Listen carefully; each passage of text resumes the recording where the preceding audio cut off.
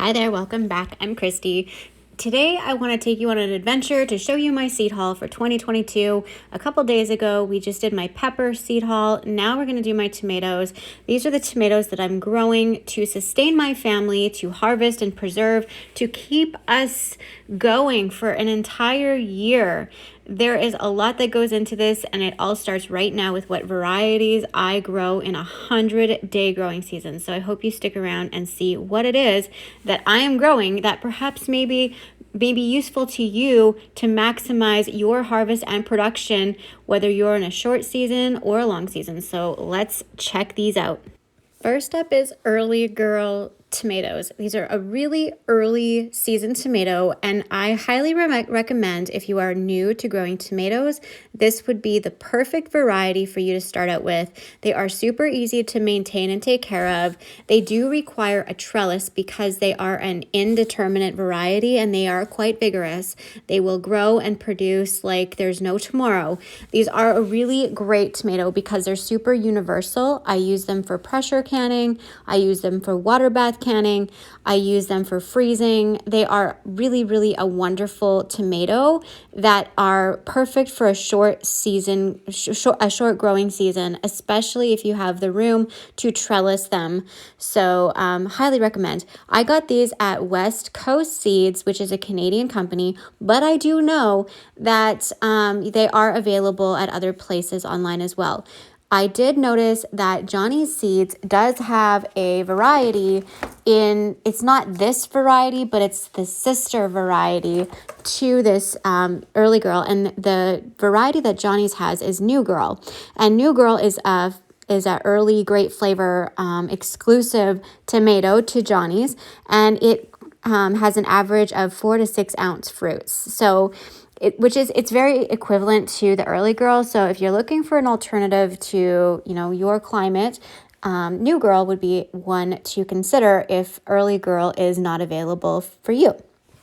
So the Early Girl tomato, it is a 4 to 6 ounce size of a tomato that it usually produces, and it is fairly resistant to a lot of wilt and disease, but usually along the coastlines, a lot of the growers will use Early Girl because it has produced a really big flush of fruit super early, because it takes 57 days to mature from transplant. So these are really a vigorous, fast-growing tomato with a really nice sized fruit, great flavor.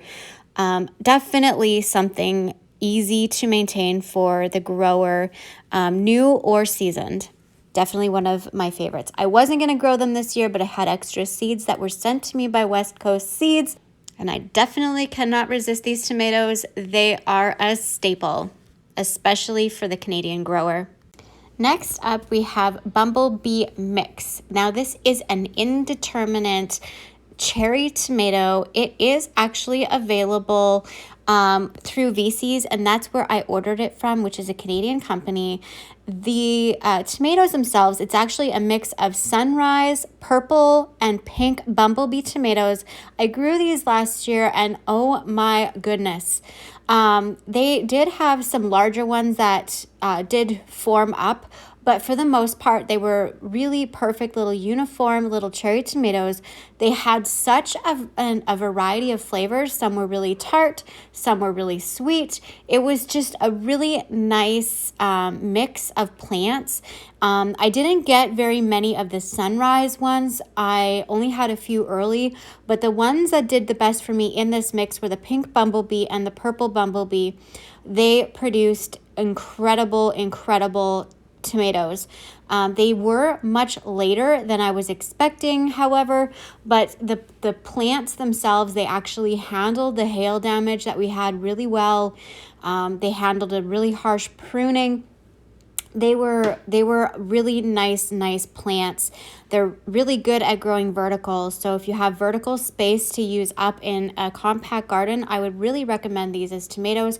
They also can up really well. I use these in freeze drying. I use these, I chopped them up in salsa, and I also used many of these in pasta sauce, and they have a really nice flavor. So I definitely would recommend these for new growers because they are really fun to grow, especially for kids because they're all different colors.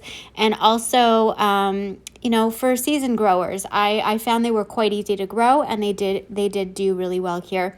I do know that Johnny Select Seeds has the varieties individually. They don't have a mix. And I did notice that West Coast Seeds also carries the varieties individually. The only place that I found that had the actual mix of all of the different tomatoes together, here in Canada anyways, was VC's or Vessi's, however you say it. So this next tomato, I have not grown it before, and I ordered it from Tomato Fest, which is an American company. This is my second year ordering from this company, and I really, really like it. This tomato, it is a organic heirloom that is a early season orange yellow. It is a determinate variety, so it doesn't continue to grow. It does this one particular size and then it stops growing and it just flushes up with fruit, which is perfect for me because I want one flush for canning. It was developed at the University of New Hampshire. It's extra early. It has a regular leaf. It's a determinate shrub producer of beautiful 8-ounce, 2-inch fruit. Firm, smooth gold tomatoes. They are crack resistant and they have a uniform ripening, which is really important to me. So I'm really excited to try this one. I could not find it at any of the other sources that I have ordered from in the past. I do see that it is online for other companies, just none that I have purchased from before. This next variety is called Sophies Choice, and it comes from the Tomato Fest. And this is a very early season. It's also a determinate variety, meaning it doesn't need to be trellised. So that's really awesome for me. It has a 54-day mature rate from transplant. It is originally from Edmonton, Alberta, Canada, and it was introduced in 1997. It's considered to be the best choice for an extra early tomato. I'm really intrigued by that because I want to see how it stands up to the Beaver Lodge tomato. This is the earliest variety to ripen, strong disease resistant, short determinate 24-inch tall plants, produces an abundance of 8 to 10 ounce globes of fruit, which is an orange red outside and a deep red inside. Best production in cooler climates. I did not find it on any of the other websites that I shop from, but I did see it was online. Next one is another new one to me. It is called Orangeroma, and it comes also from Tomato Fest website. It is an indeterminate, so this one will need to be trellised. It is a yellow-orange early season tomato that is a 69-day maturity from transplant. They say that it's an early producer of large, very pretty orange and great tasting Roma tomatoes. So I'm really interested to see how this one will grow for me here. I did look online to see if I could find it on other websites because I have never seen an Orangeroma before. I did not find it on any of the other websites that I typically order from. I did see it was listed on some of the other seed companies, mostly American seed companies. I thought Baker Creek may have it because it was popping up there, but I could not find it on the website. So you may have to email them or just get a hold of Tomato Fest. I think that they have some still in stock if you're interested in trying these. They're pretty neat. Next, I have a determinate cherry tomato called Gold Nugget Cherry. I ordered this from Tomato Fest. This is a very early determinate variety, so it doesn't get very big. It is a 54-day plant. It grows 1-inch fruits. I did notice that Johnny's Seeds also carries this variety, and in the catalog it says that the early seeds are actually, or the early fruits are actually seedless. They say that they're a compact plant with a concentrated early set. So that's really interesting. I'm really interested in that. West Coast Seeds also carries this variety here in Canada, and they're claiming that it won It was a winner of the prestigious Royal Horticultural Society Award of Garden Merit. They're not saying what year, but it is perfect for container gardening and compact size gardening. So that is really interesting. It was originally from Oregon State University in the early 1980s. This next variety is called Ildi, and I got this one from Tomato Fest as well. This tomato is a very early season indeterminate. They classify it as a cherry, but technically it is actually a grape tomato. This is a tomato that produces 1 inch sized sweet, bright yellow or oval, sometimes pear-shaped fruits. This grape tomato produces up to 75 tomatoes per bunch. And apparently the plant itself, it grows ginormous. So I'm really interested to see how these will go. I do know that they will produce right up into frost, and they are pretty hardy. They say that they are like eating candy, which I could see that because, you know, they are a yellow tomato and yellow tomatoes are sweet. These were not in the Johnny Seed catalog. I could not find them, but I did find they are quite popular, I think, towards more in the UK. So some of you that are living over yonder, you may be able to find them a little bit more easily than available. I didn't see them on any Canadian sites, which actually surprised me because they are a 54-day tomato. I also ordered Aunt Ruby yellow cherry tomato. I am actually opting not to grow these this year because they are 75-day indeterminate, and I just don't think I have the space. But these were also purchased from Tomato Fest. I might put them in my rotation, but I highly doubt it. The next seed variety that I ordered from Tomato Fest was Glacier. Now, Glacier is one that is super early as well. I can't remember who grew it here. Someone I know had grown it, and they suggested that I tried it.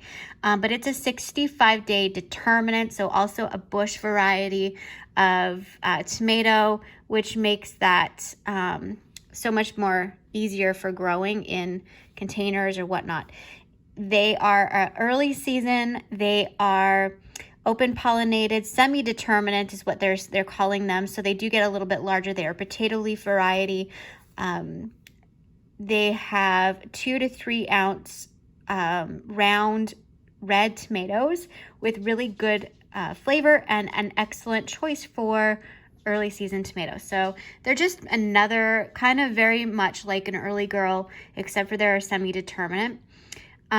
They have these on Tomato Fest, but when you go to Johnny's Seeds, they are no longer in stock there because they had seed crop failure, which they also have that written in their catalog. So they won't be available at Johnny's Seeds. I didn't see them at any of the other places I ordered from. The only place that had them in stock was Tomato Fest online in the USA. The Beaver Lodge slicer. This is by far the best tomato for growing in my area so far that I've found. I really like this tomato much more than Early Girl because it is a beast of a plant. It just produces like a crazy amount. I was able to get it in Canada and I didn't save any of my seeds. I thought I had extras. I didn't. I ran out, so I had to order from Tomato Fest 2 years running now because I didn't save my seeds. I couldn't find the ones I saved. And so this is the only place I know that I've been ordering from that actually carries these plants or the seed. It is a 54-day determinate, very early, and I mean vigorous plant. It will produce fruit like you wouldn't believe.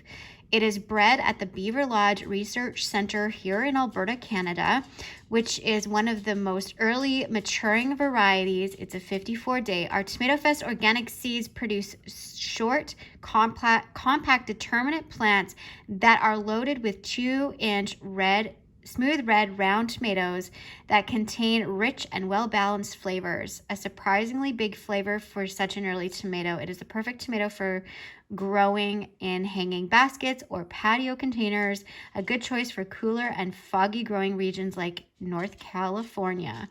This plant is a beast. I use it for canning. I use it for sauce. I don't like it for fresh eating because it is a powerhouse in flavor that can be very overpowering, but it's meaty. It's like a beef steak. It's like a slicer. It's not one like I've ever grown before. It is a beautiful tomato. And if you have not tried growing a Beaver Lodge slicer tomato and trying to squeeze out another tomato harvest in a long season, try these. You will not be disappointed. I really love them. I don't think they are anyplace else. I'm going to look it up.